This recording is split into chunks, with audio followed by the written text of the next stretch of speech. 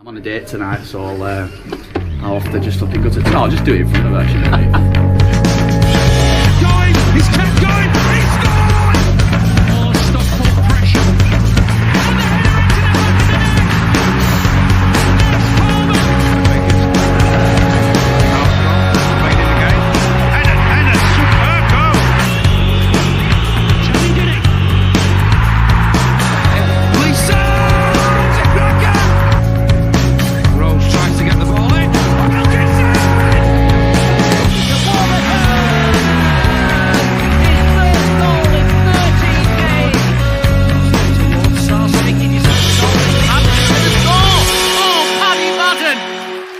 It's a 5-star performance from Stockport County. All right, we got a small house, but we got a big bloody heart, I tell you. Technical Gremlins sorted. If you're watching live on YouTube, you'll have seen the comment saying a couple of technical gremlins being sorted at our Marple branch, but we'll be right with you, which we were, promise kept. The comment, I previously wrote a comment saying, even though a couple of technical gremlins, but we're about to take them out back and shoot them in the head. And YouTube rejected that. YouTube rejected the comment because it had a threat of violence in it. So there we go. Hello and welcome to the 72nd instance of SK3 TV, the show for the thinking county fan. As long as what that county fan is thinking is, oh, 3 points, but something still doesn't feel right. Oh no, the thought police are going to come for me. Oh no. Yes, every week, rain, shine, win, lose, draw. We are here every Sunday talking all things what are about county and a lot of stuff that is not with me, Nick, and besieged with technical difficulties, but thankfully here because we know what happened last time I had to do it on my own. It was the worst 20 minutes of broadcasting anyway. Well, it wasn't 20 minutes. It was about 4 minutes, but it felt like 20 for me, and it probably felt even longer for the viewers. How are we, Hannah? All right. I'm good, thanks. I got one of those messages last week as well on Instagram. It's actually, in a bizarre twist of fate, Stockport County related. So it's not just me going off on one of my normal tangents. It was Instagram, and it was the comments section of Courier Dye's Instagram. I think we talked, this would have been Sunday, wouldn't it? So we would have talked about it and how I'd kind of been waging war on people. And it was, would you like to, are you sure you want to post this? Or, you know, we don't think you want. And I was like, yes, bloody do. And then, you know, I don't like the way they phrased it. It's very like, they're trying to be like,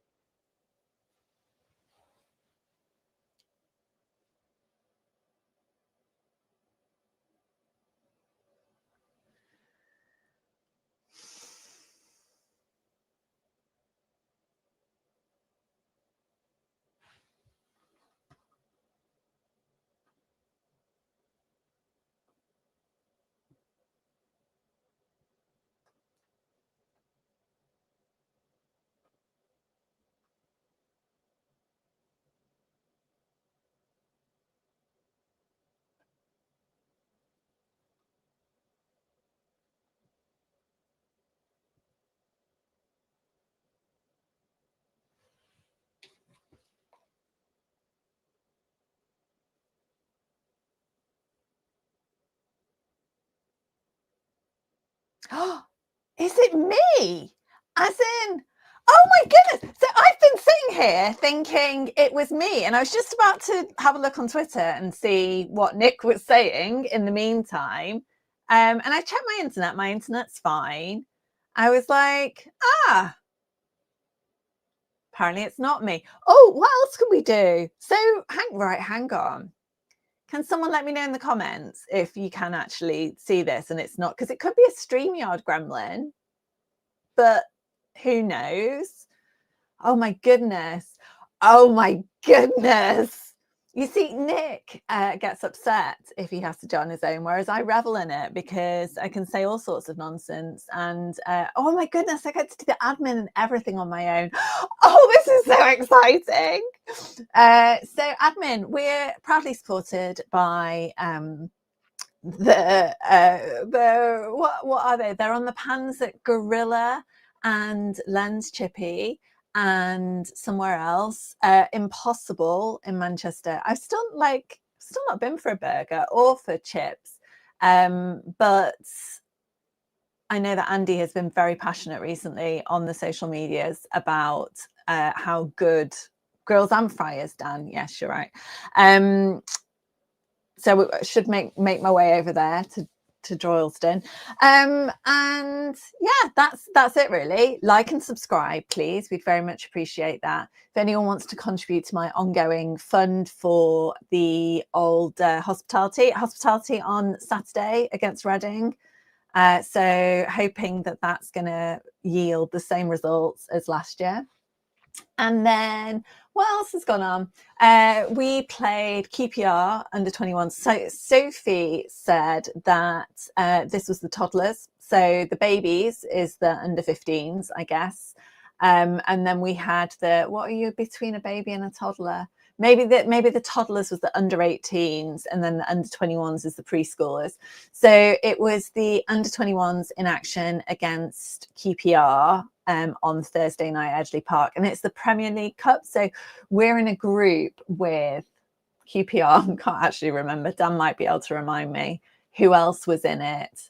I feel like it might have been Wigan again, or someone ridiculous. Like it was someone that I felt like we'd played a lot recently.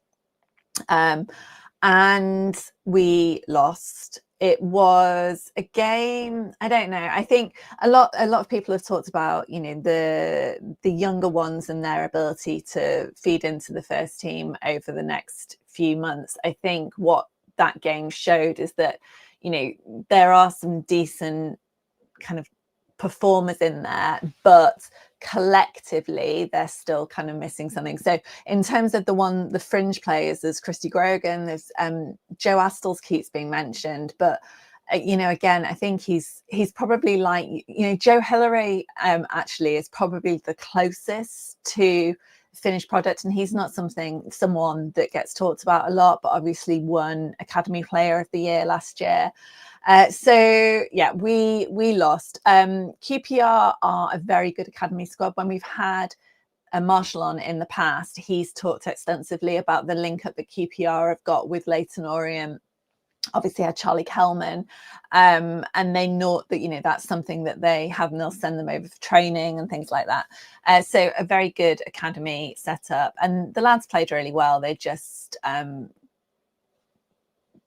didn't have, I guess, the full package. But it was nice. There were a good lot of people there in terms of spectators, and it was a nice evening out, and it was dry, and can't say the same for Saturday. Other admin stuff is that Stockport County ladies are playing against Liverpool on Sunday. I think I'm right in saying that adult tickets are £5, but kids tickets are free, or at least Charlotte and Sophie's came through as free when I booked them. So that's Sunday the 28th at Edgeley Park. I'm reading comments as well. It's very distracting. Marcus Kiwam did play. I don't think he was as good as he was against Congleton. Archie Davis, who was also very good against Congleton, he I think he came on as a sub towards the end. It was, like I say, some really good individual performances, but collectively not just quite there. What else I feel like I should wait for the fun stuff for Nick. Rotherham was more fun than recent games. I was on BBC Radio Manchester. I keep wanting to call it GMR, and I think that probably shows my age. I was on GMR on Saturday after the game, and they rang me as the heavens opened, and I was walking back to the car. So I was sat listening to Steve, a Stockport County fan. I don't know who that is. Sam Byrne was on, and then Carl Robinson was on. And all the time I'm walking, got my dry robe on, full dry robe wanker, and just getting progressively wetter as I walked back. and there was lots of talk about the conditions. I think when you look at like Blackburn, for example, you can see the effect that much water can have on the pitch. What you didn't see at Rotherham, which I think was quite impressive really, was that the ball didn't seem to be sticking too much. There was a little bit of slipping around. Ethan Pye looked like he was struggling a little bit at times, but generally things weren't too bad. There was certainly not loads of standing water on the pitch, and the ball travelled well, as I've said. And I don't think that it necessarily changed the game that much. One thing I'm not even going to try and involve the images of the stats, but they are, I guess, more normal than we have seen in recent weeks. So obviously the biggest change, this is why I feel like I don't want to talk about, right, there was lots of talk last week. So we had Instagram Gate Part 2 on Monday, and that seemed to be the tipping point for some people. I mean, with my like full-on Pollyanna hat, I took it to be just, you get up with the baby in the morning, your missus is having a nap, or you've made a cup of tea in bed, you take the baby downstairs, you're like, do you know what, I'll do some kind of extracurricular homework and I'll watch my highlights reel from when I was at Crawley, either because he wanted to see kind of what was being done differently, or maybe even just what, I don't know, like, or maybe it was just to prove to himself that he could do it. Because footballers, as much as they hear it from us and from the backroom staff, they will sit and just overanalyze their own performances. So I think he is probably his own biggest critic, but he definitely didn't help himself, because people saw that as like, look, I can do it, I used to be good, or I think another one that I saw leveled was, oh, I did this when I was at Crawley, but I can't or won't do it here. So yeah, I am choosing to see it as extra prep rather than kind of intentionally having a dig or having a go. It wasn't, I think, probably I mean, who knows? Their social media activity normally is relatively well, I want to say curtailed. I don't know if there are policies around what Nick's back. You know what? I jinxed that, because I was the one who mentioned me having to vamp on my own for 20 minutes.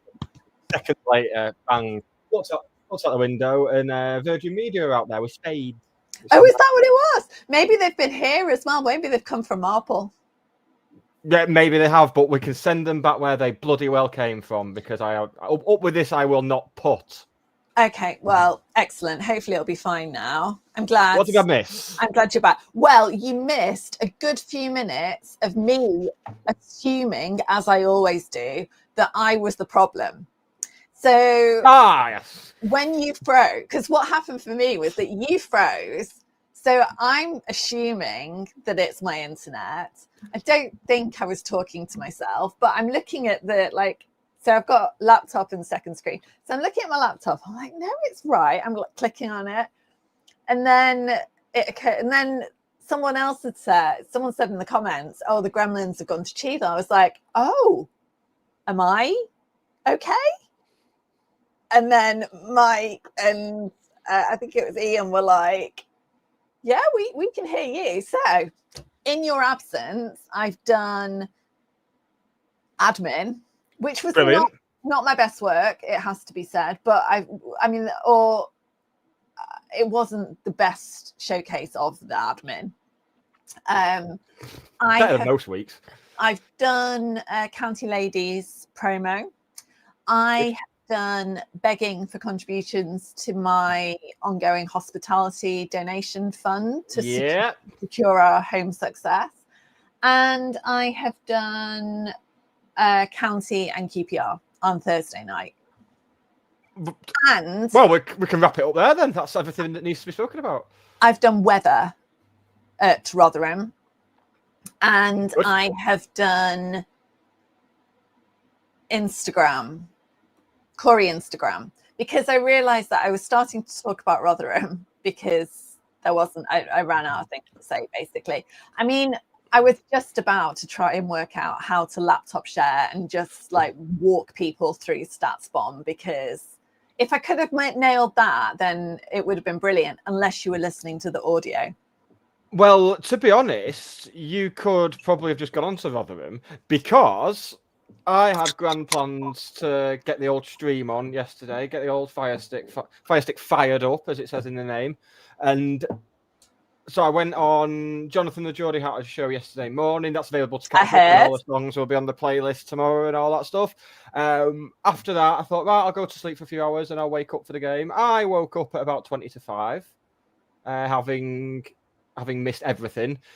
Tuned into the last 10-15 minutes for a full-on hate watch, and found myself not hating it massively. The hatred and annoyance came after a 1-0 win, which was a very weird set of affairs for me. But we'll get onto that in a bit. Hannah, first, tell me about the game and well, your hang on. There is live news. What? I know. And the transfer window is closed, so it can only mean there is Corey or die social media shenanigans. Oh, I've just seen it. I don't like the modern world, Hannah. Do you know what phrase I used this afternoon? I used the phrase, "Oh, I remember Craig David from first time round," and it just, sometimes I think maybe my life hasn't ended up where I want it to. But I always thought I'd be a lot younger when I was saying things like that. I didn't think I'd be nearly 40. I think it's come too late. So I was talking when you rejoined. I was talking about Instagram and how he was, just watching videos with his daughter. Yeah, it could have been any video. It's like having a cup of tea. It's just something that was on. Like, you open YouTube, like most played, right? Yeah, we'll watch that. Yeah, the algorithms are a fucker. That's it. So that was that. And now, I don't know, I didn't see the original tweet, which looks like it's been deleted. Well, of course it has, because whoever's advising players on social media must have had a fortnight off or something. They must have. Everyone only gets a week's holiday, but someone's been given 2 weeks, and it's just all gone to shit. It's just things to pick up on. A little bit of context. So obviously, the storyline went, people lost their shit on Monday. It was the tipping point, probably misconstrued, but that's what it was. And then Corey was, no, I'm going to reframe it. Ben started yesterday for the first time this season. He's played the cup games, but otherwise we haven't seen him. And obviously, Ben kept a clean sheet, his 150th at Stockport, which was an incredible milestone. And as a consequence, the club have done, various bits to celebrate that. And it looks like someone has, anyway, it has prompted Corey Adai 1. That's interesting. Because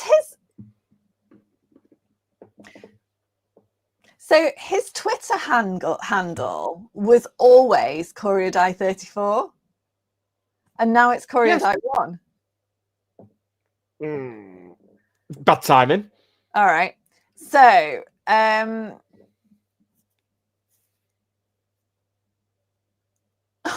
right. So what the story goes. So the club have put this stuff out. I really appreciate it.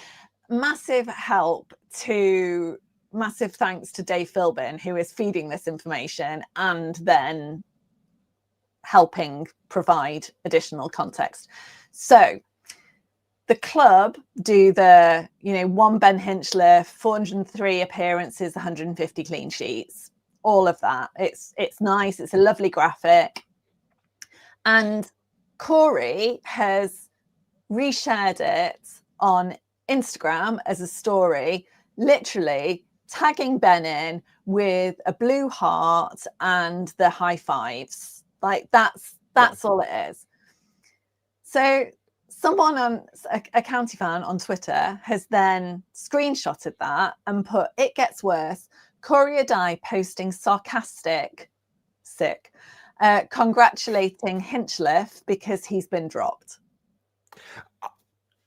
If anyone's reading that as sarcastic, they need. Yeah, no. Well, there's stuff that's been said over the past few days by people at the club that you can read things into. That's not one of them. No, and like there is a lot, and this is what I kind of meant about the Instagram stuff. It is very easy to kind of read someone's behavior and someone's body language to fit the narrative. And I really did feel sorry for him yesterday because at the end, he just kind of looked. So some people have taken it as apathy and him, not going to congratulate the players. I saw a man who looked really awkward and like a little bit lost, in the same way that we talked about Odin Bailey after the Plymouth game, where he didn't quite know where to go or what to do or where to be. And so he walked off down the tunnel, which then got criticised. Whereas Corey yesterday, he's had a rough few weeks. He's come in for a lot of criticism. And then you've got the away end kind of over celebrating every one of Ben's touches. Ben, bless him, I'm sure it wasn't intentional, but was like, because he likes to stay on his line as well. He was all over the place. Yes. Line? What line? Like, I have no bungee cord. And then, people like singing at the end, which again, was I'm sure it was because everyone knew that it was his 150th clean sheet. That's all it was. So yeah, I felt sorry for him. But he says, "Can't believe I have to actually write this. Football aside, me and Ben have a very close friendship, and this is me congratulating my friend on an amazing achievement. Stop trying to create narratives to paint me out to be a bad person when you don't know me. Congrats again, Ben." It's worth pointing out again, every footballer or ex-footballer I've spoken to have all been in agreement that goalkeepers are weird. Yeah, not saying anything disparaging. Yeah, the goalkeepers union exists for a reason, because they are isolated characters. Yeah. They train in a group of 4 or 5 people all day, and then come into training for the last 20 minutes to have a full-size match. Yeah. And then they're just isolated. Yeah. You've got to have something in your head that makes you want to have balls levered at you by professional athletes anyway. Right. And there's the whole thing, like, even if you were a lone player, they're still training at county with the goal. They literally just come in and do a job and go back again. It's very peculiar. But I think it was it's an England Lionesses documentary, and Mary Earps, who again is a very kind of divisive, polarizing character, talked about like the very different kind of personality traits of goalkeepers, and that would differentiate them considerably from outfield players. Yeah. So we've done that. I would say though, and this kind of goes back to Rotherham, because professional and stuff. Seamless segue back in. That I genuinely don't think that the choice of goalkeeper affected the outcome yesterday. No, it seems from what I've seen that that back three starting to build an understanding now that we've got a settled back three. Build an understanding as they, lest we forget, did for 96 minutes last week. Mm-hmm. They were flawless for 96 minutes, and then two of the back three, and you could say the goalkeeper switched off at a crucial moment last week. I think we said on Monday's show that changing goalkeeper isn't going to be the sticking plaster, but it seems this seems to happen every season when we have this sort of these early season struggles. Oh, stats! Oh god! I know, but this is what I wanted to show you. Right, go on, carry on talking, and then we'll because I've just worked out how to do this, and now we're like, I mean, we'll need to do like an audio descriptive version, but mama. Excellent. Right. So basically, I can't remember where I was going. What was I saying? Yes. So every time we've had one of these runs, normally around this time of the season, there always seems to be, as Dave Challoner said in his interview yesterday, he felt like we wanted a reset. That was his reasoning. We'll get onto the comments that he followed that up with in a bit, because I'm a bit miffed, to be honest. Everyone, not Dave Challoner, just everyone seen that interview, everyone who's discussed that interview, and Dave Challoner a bit as well. I'm just fuck them all. So a couple of seasons ago, one of those tweaks was Ibi Toure being out injured and Ethan Pye at left back, and then we had Akil Wright and Fraser Horsfall at the centre of a back four. Mm-hmm. There always seems to be some. Last season, it was Ben coming in for the Bolton game after he'd been hammered by Wickham.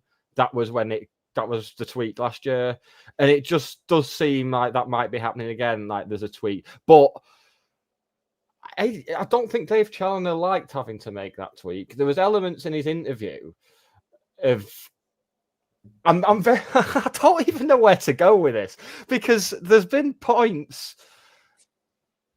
probably the last 18 months to 2 years. There've been instances of him making little comments about the fans in his interviews and stuff. We had it. I mean, the big one was after the Orient playoff defeat. Mm-hmm. And then we had it again the other week. And then we had it again on Saturday, where he was almost, you could almost interpret it as he's brought Ben back in to shut the fans up. There's so many ways you can interpret. I've watched that interview about 4 times, and every time something new pops up that makes me think, oh, I don't know. I feel like, it remains we need to score more goals. Like that's still a problem. I think that, like, if he has brought Corey in to appease fans, which I can't. I think he's too stubborn for that. He must have thought that it was the right thing to do. If that's the case, if it's from pressure, and it might not be from the fans, it may well be from somewhere else. Who knows? There are other very, important stakeholders in the club than the fan base. And they do have opinions sometimes. It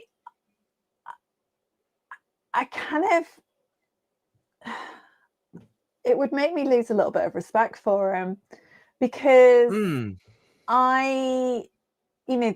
I've talked about this before. I've got a master's in business, and one of the things that you do and talk is the kind of the leadership and the management side of things, how that impacts the culture, how you keep your workforce motivated. And when I've talked to people like Ian Barraclough and David Artell, who've done like football versions of that course, they're the discussions that we've had about like different models and, how that apply, like how it all applies. And management theory is the same regardless of the function that you're working in. And given how sensitive to criticism some people can be, and thinking about the bigger picture and the long-term kind of sustainability of goalkeepers, I'm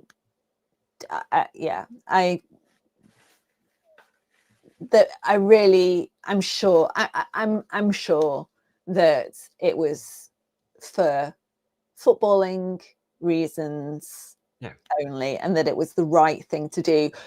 Maybe because of off the pitch stuff, it can be the right thing to do, to say, as I think, was implied, a reset, a rest, have a break. I just feel, I really feel like whenever I think goalkeepers, it's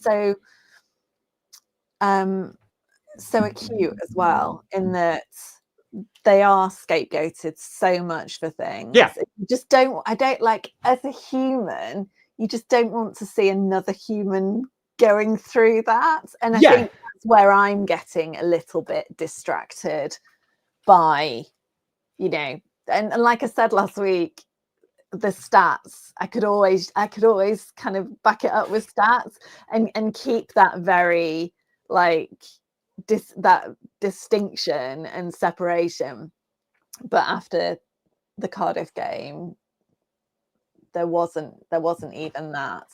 And hang on, let me show you some of these things. Right, so let's have a look. I got it. And if you're listening on the audio version, it's really worth watching. Oh, and it's gone. I've not got it. Right. So what I was going to show you was, oh bugger. Right, I'll talk about it for a minute and then we'll look at something else. So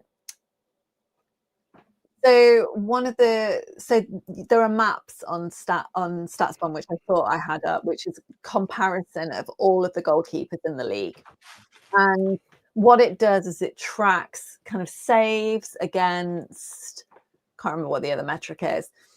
Corriadai is where he was after last week, obviously, because he's not played. So bottom left quadrant. Ben is, so you want to be top right? That's kind of where you want to be. You want, and Ben currently on the 90 minutes played is like top right, because he didn't really have to make any saves. So that's where he is. And I think it'll be really interesting to see over the next couple of weeks what happens in terms of selection, but also kind of what happens with that position. As it's the same with the with Corey against Cardiff, he didn't really have to do anything. So that kind of affects stats as well. So you were talking before about the passing network. So this and that back three. So from trying to kind of interpret this. So you've got your low XG here. So if it's blue, they're not expected to score. The more red it gets, the higher that chance is. And then you've got the number of passes. So the bigger the circle, the more passes that they made. And then the lines are, the thicker they are, the more passes there are between those players. So what this is showing is that a low woo into Norwood is generating our best chances of scoring, essentially. And then you've got, so Ethan Pye, look how thick the circles are for Brad, for Ethan, but always Ollie Norwood in the middle. And I expected to see Ben Osborne was a really, really key player on Saturday.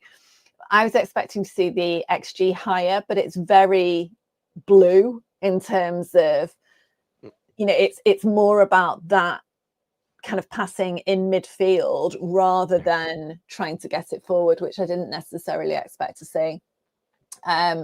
So yeah, that's that bit. We'll go back to Stats Bomb later because there's some really interesting stats.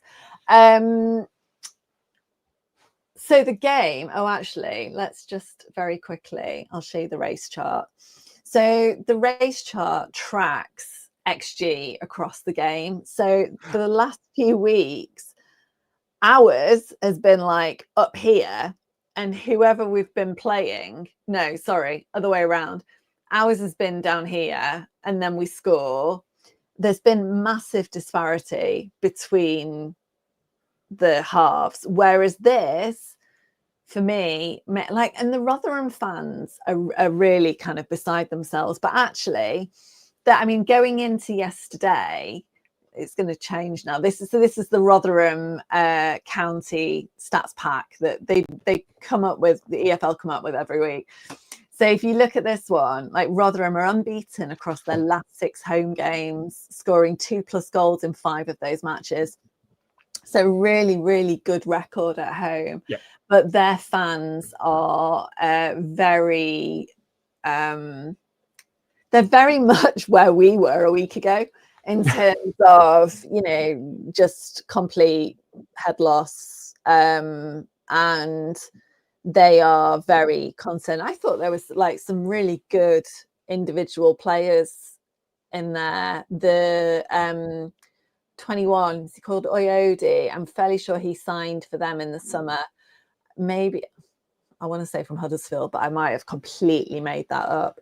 I thought he was really, really good. Like, obviously very physical, but taking on Brad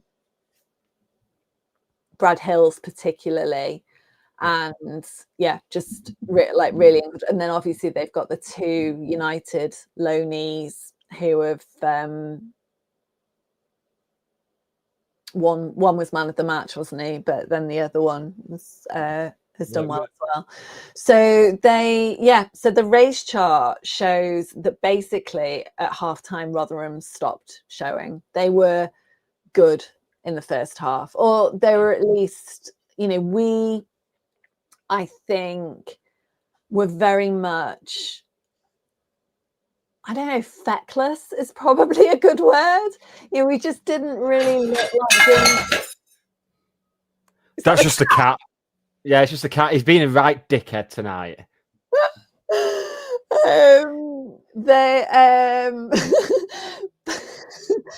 But I can't even remember, where was I going with it? Oh yeah, we were losing possession. We just looked all over the place. It just felt like there was no, I don't know, not even consistency. It just felt feckless. Let's go with feckless.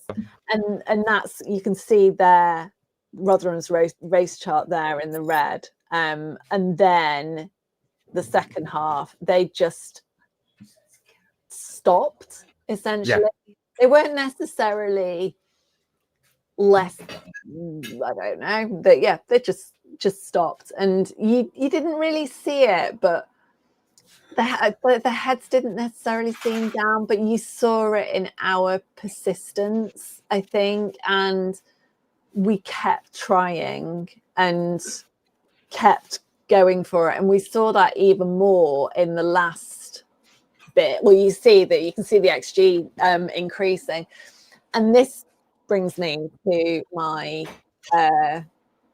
biggest stats-based, backed-up finding. Benno needs to score some goals. Yeah, for the apparent like best finisher at the club. So he's got the second highest XG in the league. The highest is a lad at Huddersfield, which we might see a week on Saturday, who's only played 50 minutes and presumably scored. So his XG is the highest in the league. Benno's the second. So, right, hang on, let me find his. Is that him? No, that's us collectively. So this is our XG for the season to date. Okay, right. This is Benno. Oh my word. So, you know, we looked at it last week and we were like, there is just nothing. Like it. I think I've also said that StatsBomb has a really nice feature where you can use it for scouting players essentially. So you're like, right, I want a Benno. That's what I want. I want someone with the same strengths. You know, we've seen him in training. It's ace. Great. We want another Benno. So who do you go for? Anyone? Mammal with a head? Right. Look. So this is similar players to Benno. I think I can make this bigger. Can I? Yeah. Look. Nathan. Now we've. Oh, that's interesting, isn't it? What are the chances of that? I like the look of the lad at Villa who's next to him on the list. Yeah, well, there's also some lad at like Shamrock Rovers. I think it's Rory Gaffney. Anyway, right. So Nathan Lowe, look at where. So this is Benno's map. This is Nathan Lowe's map. For the audio listeners, they're very similar. they have a 89% similarity between Nathan Lowe and Benno. Right. The important thing is that's what Nathan Lowe looked like when he was at Walsall. Nathan Lowe at Stockport County. You see the problem? Yeah. So Nathan Lowe is either not being allowed or not able to play the same way that he did when he was at Walsall. And when he was at Walsall, his stats, his kind of way of shape of playing, kind of opportunities were much higher. I mean, granted, he was at Walsall, you know, getting those opportunities. He was, you know, front and center. Yeah. Like, so that's going to reflect in it. But it's a massive difference to how he has been playing before. And I don't, honestly, with Benno's stats, it's almost like he's doing everything but score. And there were, I mean, Ethan Pye did, I mean, I don't know whether you can call it a miss or a defensive action, because it looked like he was defending against it rather than try. Like there was no attempt to go sideways. Like it was a clearance rather than a shot, I think. But yeah, so that's the kind of interesting little bits on Benno and Nathan Lowe that I picked up. And then I'll turn this off because it's kind of distracting, and also I don't actually know how many people just listen to the audio. But so this is us again. You know, we talked all season about the high press, and Charlie talked about it in between the Cardiff game and the Rotherham game as well, in terms of, you know, that's how we want to play. And one of the things that we did get to do, according to him on Saturday, was play more how we wanted to play.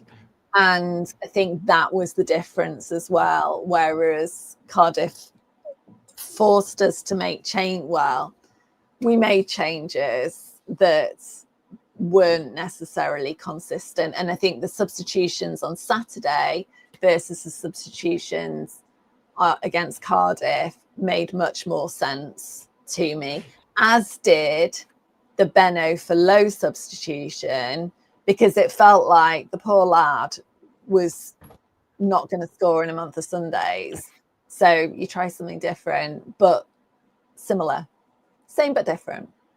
Same but different. And that is very much, I think, what we should be sort of aspiring to in terms of getting properly clicking.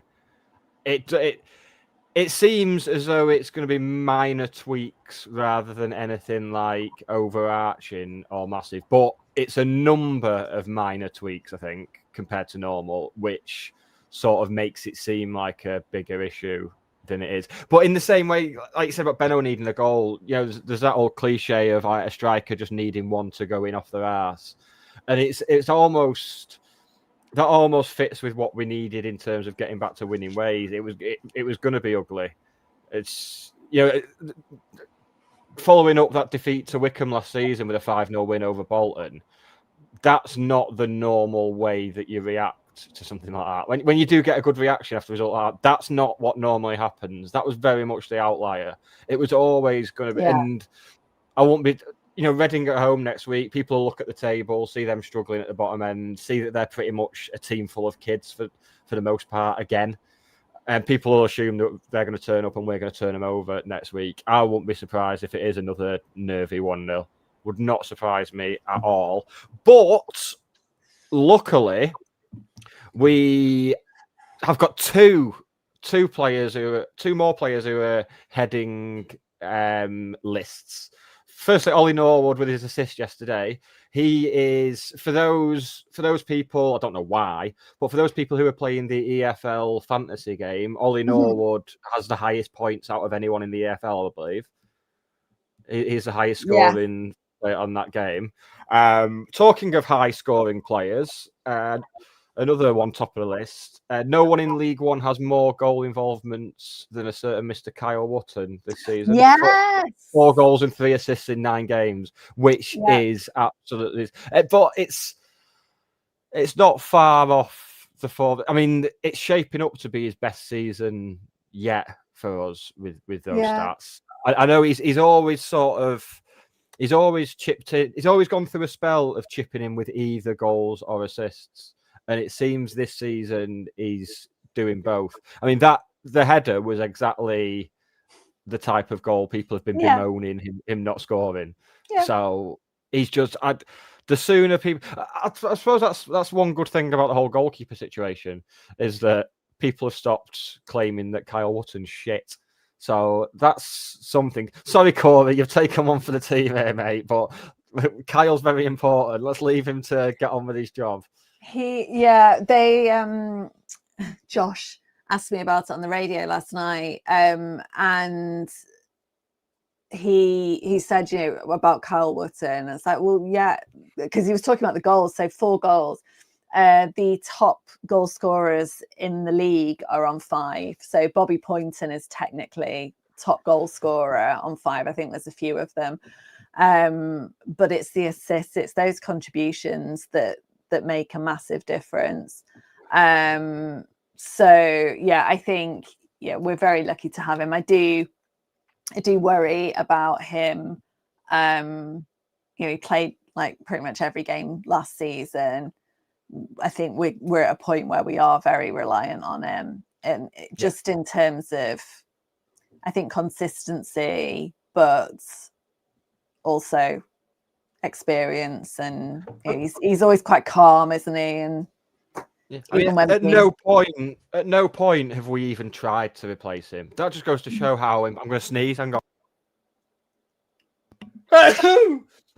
Oh God! Oh, that was one of my hilarious comedy sneezes there. Thank you. On where were we? So that was Kyle Wotton. So we mentioned Ben Hinchliffe before. Got a nice little quiz question for you, Hannah. Oh God, I'm like shit at stuff like this. So you're not in the group chat where this was posed. Chris Eaton revealed this fantastic stat. So his 150 clean sheets. He is only the 4th goalkeeper in English football to hit 150 clean sheets with the same club this century. There are 3 others. To narrow it down, they're all Premier League goalkeepers. Do you want to? I mean, I don't watch He's in good company, football, so I can just tell you goalkeepers that I've heard of. Yeah, none of them play in the Premier League now. Pardon? None of them play in the Premier League now. There's a clue. One of them's retired and I think plays ice hockey now. One of them is playing, I think, in Italy, and one of them has just left an English club on deadline day.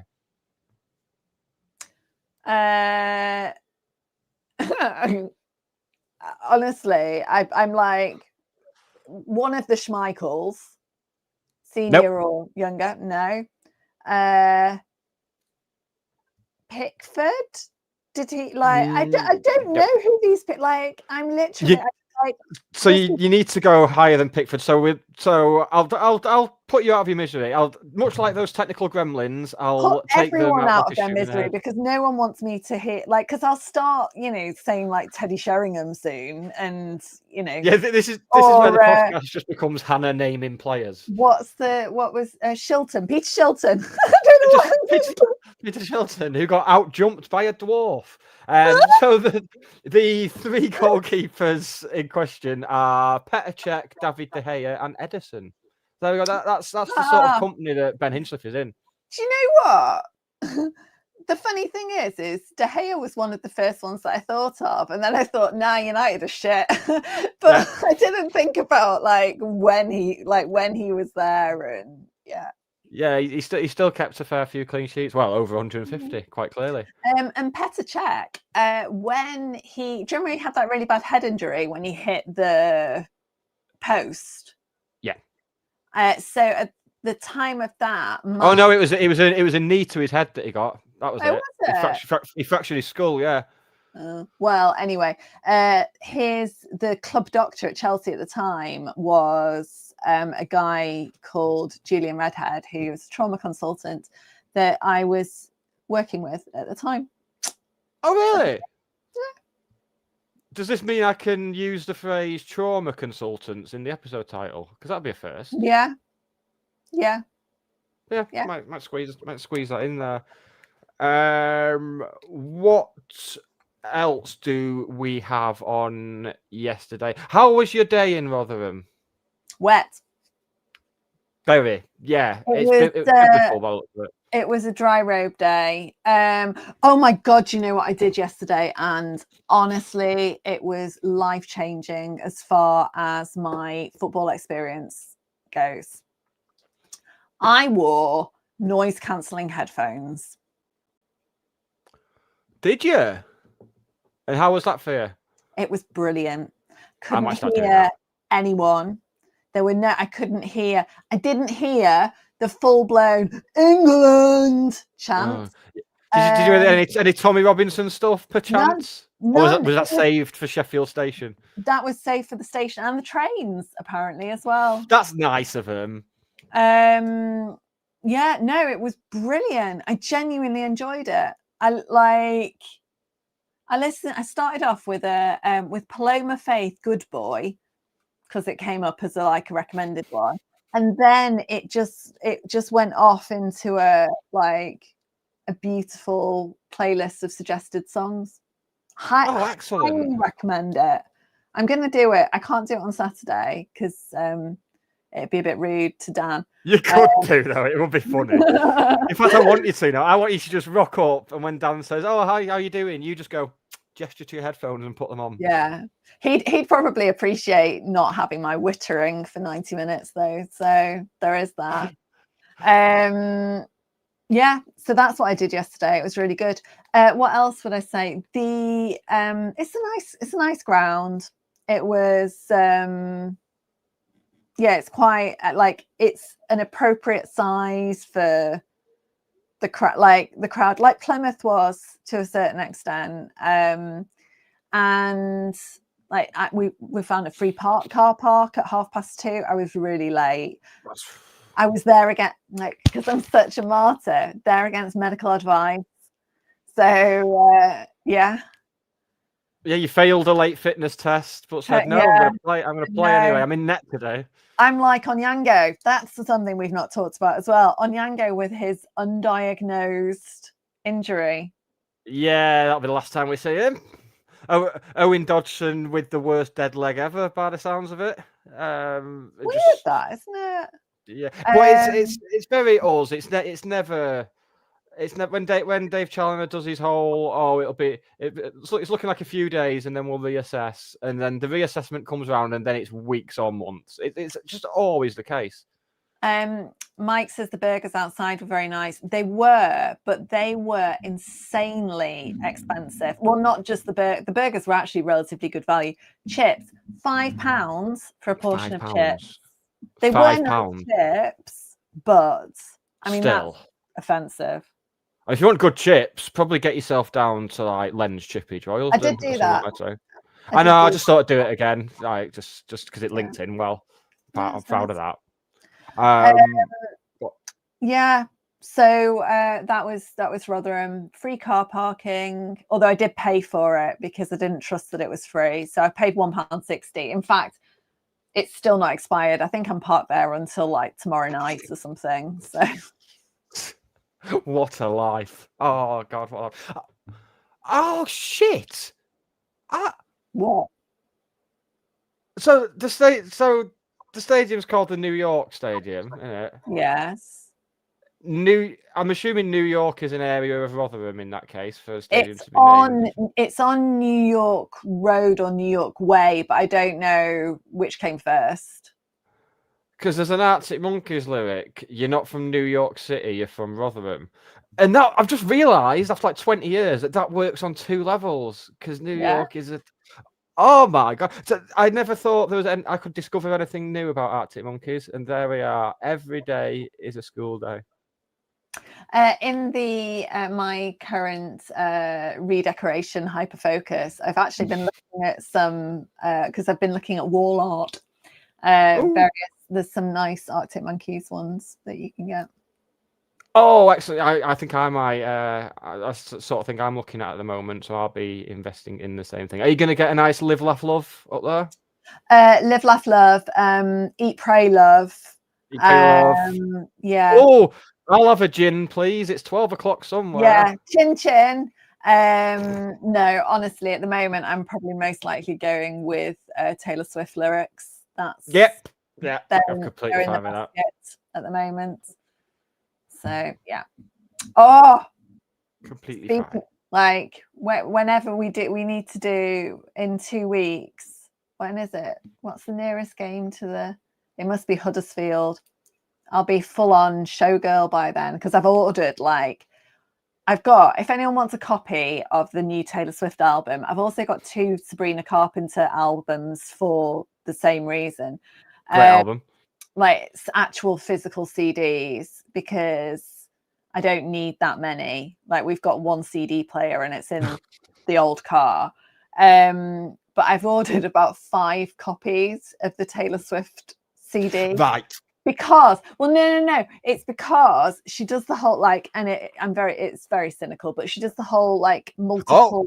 I know what she does because she was the one who edition. stopped Arctic Monkeys getting a 7th successive #1 album because she released 47 different versions of Midnight. Well, so I've got one with a cardigan, one with a bracelet, one with a necklace, one with a something else.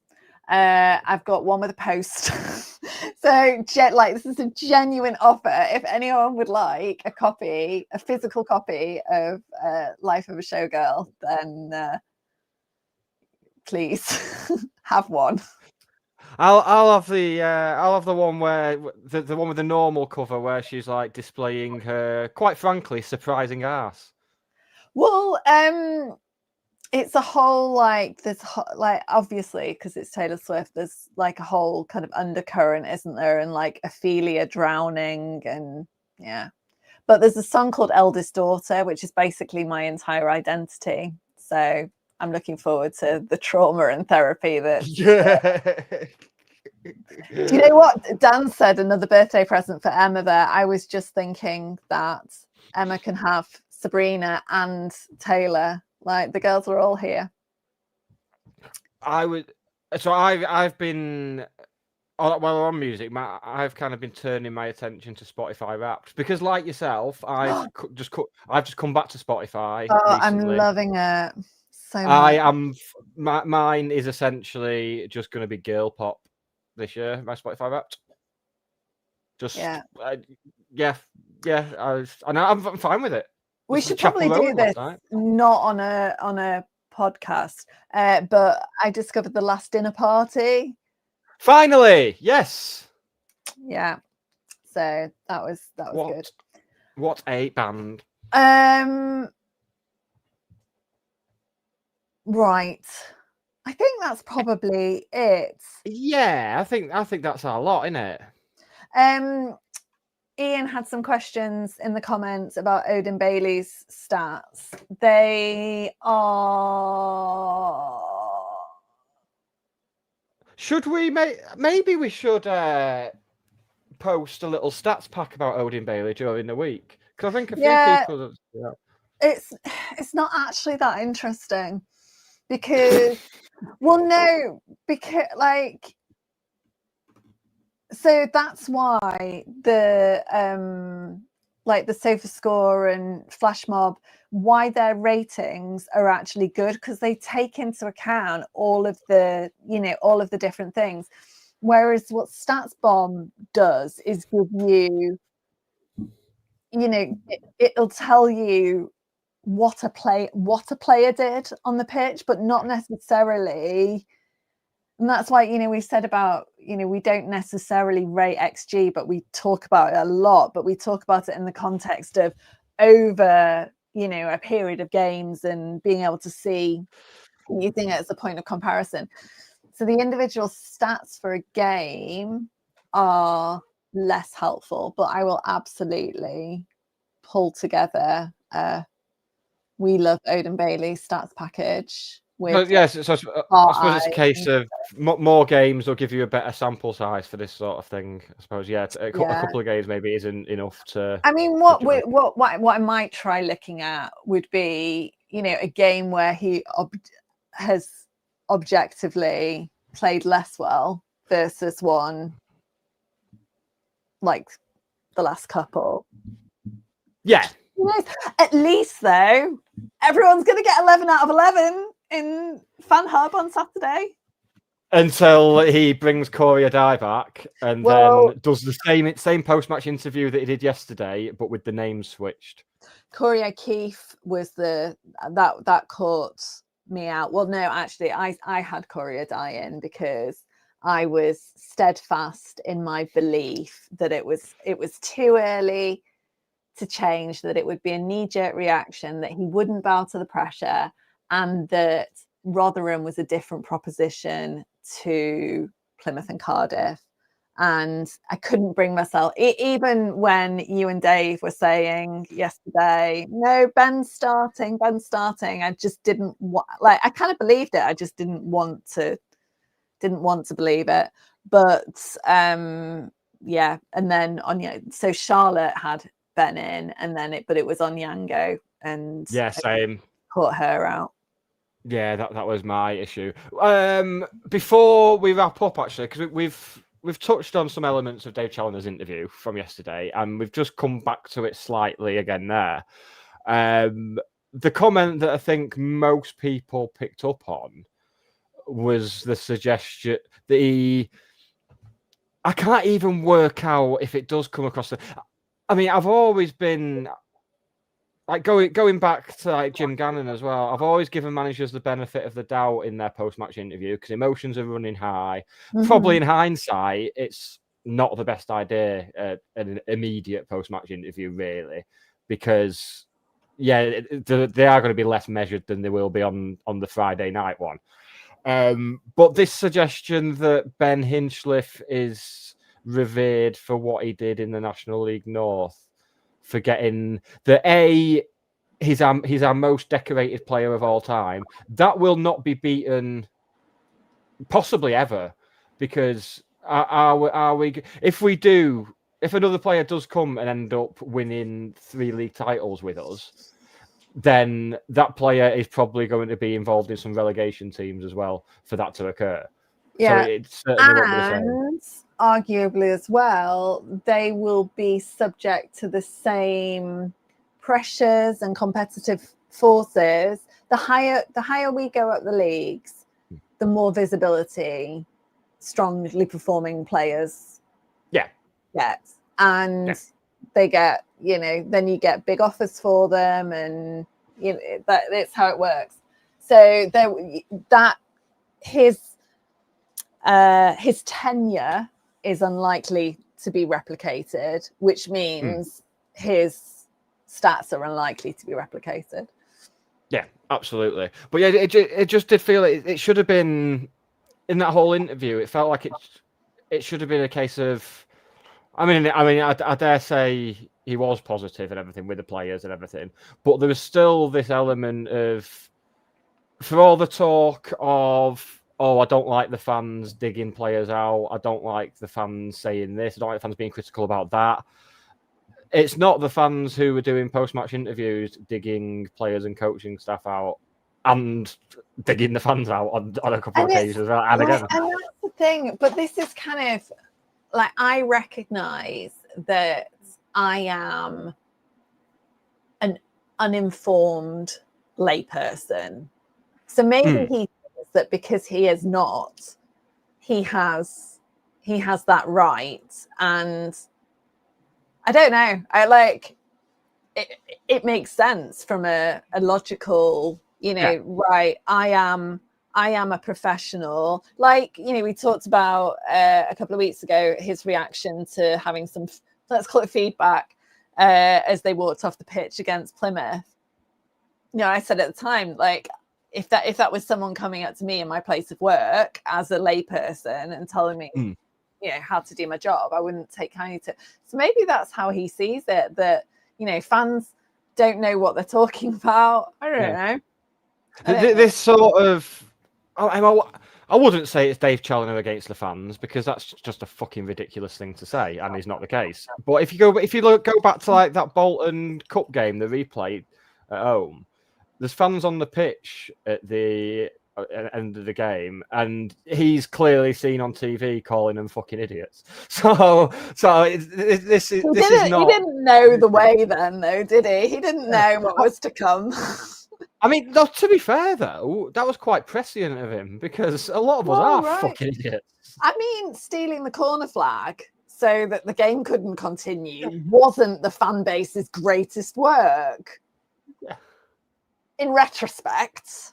Yeah, exactly. But in terms of memorabilia from that game, Crankshaw's shirt, the corner flag. If it was on Amazon, it'd be like, people who viewed this also viewed this. But alas, not the case. But yeah, I don't know. I sometimes wonder as well whether he, like we said about James McLean last season, James McLean almost makes himself to be the focal point for abuse, because it distracts from other players. And I don't think that Charlie does that. But I do think that he is very protective of those boys. And as you said last week about them in Pinnertown. Yeah. But I mean, I suppose there's a couple of theories before we wrap up. So you've got that almost Mourinho, Ferguson, Klopp, Guardiola type of thing, where they will say stuff to take the attention off the players. That's very credible. Or now this is out. This is going into full jet fuel can't melt steel beams territory. Okay. This is we're going to go a bit chemtrails here, Hannah. So obviously we've had all the discussion about incidentally, just while we're on that kind of cohort of people, the people at the Portwood roundabout, someone needs to have a word with them about their grammar, because their apostrophes are all over the place. Right? Yeah. It's the University of Life crew. They don't teach punctuation at the University of Life, apparently.